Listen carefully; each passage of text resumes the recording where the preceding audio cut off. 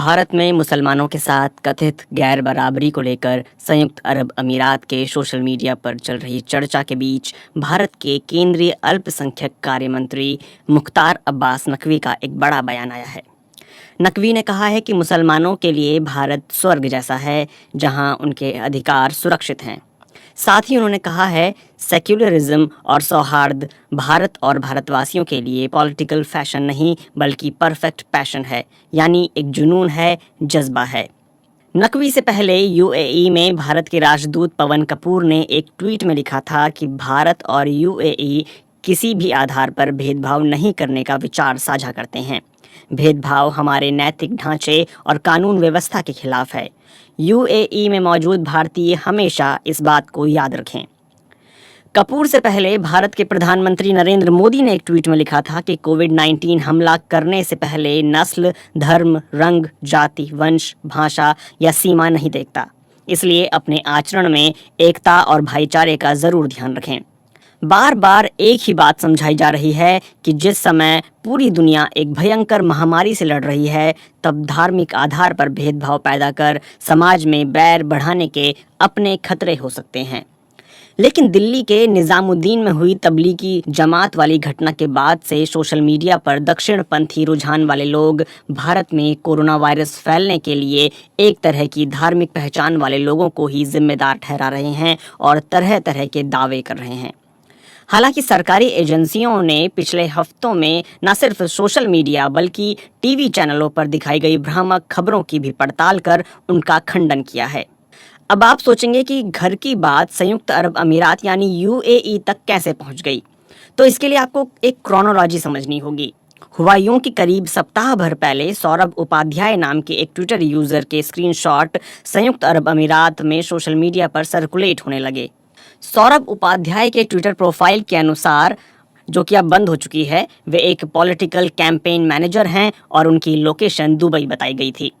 Social media पर Dubai के कई यूजर्स ने पुलिस को टैग करते हुए लिखा कि सौरभ हिंदू मुस्लिम एजेंडा चला रहे हैं और भड़काऊ सामग्री परोस रहे हैं।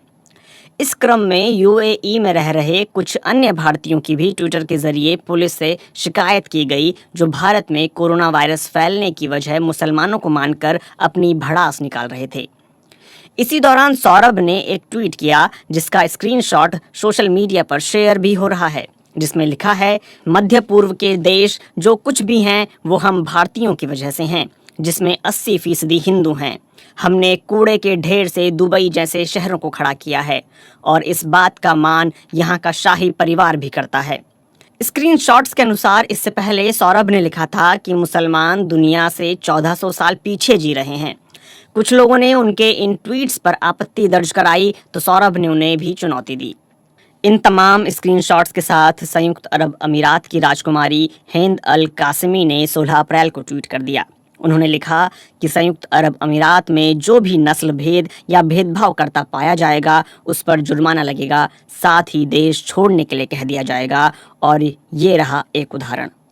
हिंद अल कासिमी ने यह भी लिखा कि शाही परिवार बेशक भारतीय लोगों को दोस्त मानता है, लेकिन किसी की बेअदबी का स्वागत नहीं किया जा सकता। यूएई में बहुत से लोग अपनी रोजी रोटी कमाने आए हैं, पर अगर आप इस जमीन को ही कोसने लगेंगे तो यहाँ आपके लिए कोई जगह नहीं है। संयुक्त अरब अमीरात के 2017 के सरकारी आंकड़ों के अनुसार वहाँ 34,20,000 से ज्यादा प्रवासी भारतीय रहते हैं। यह संख्या यूएई की कुल आबादी का 27% है। वरिष्ठ पत्रकार अजीत अंजुम लिखते हैं कि यूएई में रहने वाले लाखों भारतीयों में हिंदुओं की संख्या सबसे ज्यादा है। मुसलमानों के खिलाफ नफरत फैलाने वालों को शायद इस बात का अंदाजा नहीं है कि अगर खाड़ी देशों में ऐसी प्रतिक्रिया होने लगी तो वहाँ काम धंधा कर रहे भारतीयों को कितनी मुसीबत झेलनी पड़ेगी। यूएई का स्थानीय मीडिया भी अब इस तरह की खबरों को खास तरजीह दे रहा है। गल्फ न्यूज़ की एक रिपोर्ट के अनुसार हाल के दिनों में मध्य पूर्व में नौकरी करने वाले जिन भारतीयों ने सोशल मीडिया के जरिए मुसलमानों के खिलाफ नफरत फैलाने की कोशिश की, उन्हें नौकरी से निकाला गया है। एक अन्य रिपोर्ट के अनुसार हाल ही में शारजाह में स्थापित एक नामी भारतीय व्यापारी को अनजाने में धार्मिक भावनाएं आहत करने के लिए माफ़ी मांगनी पड़ी।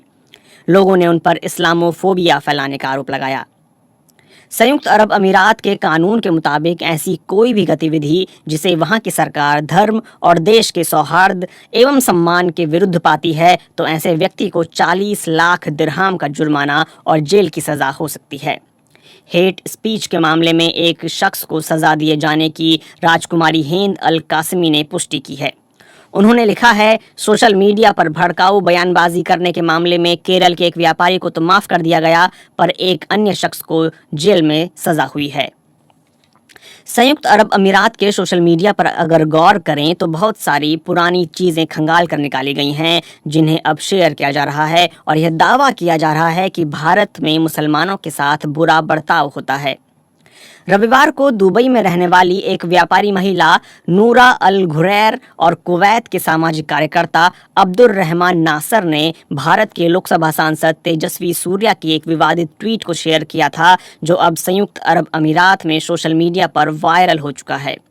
यह विवादित ट्वीट हालांकि 5 साल पुराना है और बीजेपी सांसद तेजस्वी सूर्या इस ट्वीट को डिलीट भी कर चुके हैं, लेकिन सोशल मीडिया पर अब इसका इस्तेमाल भारत सरकार के नजरिए पर सवाल उठाने के लिए हो रहा है। अब्दुर रहमान नासर ने ट्विटर पर लिखा है कि कुवैत में भारतीय समुदाय के लोग कोरोना संक्रमण के मामले में सबसे ऊपर हैं, लेकिन यहाँ के सबसे बढ़िया अस्पतालों में उनका इलाज चल रहा है, क्योंकि कुवैत में धर्म और नागरिकता के आधार पर लोगों में अंतर करने का रिवाज नहीं है।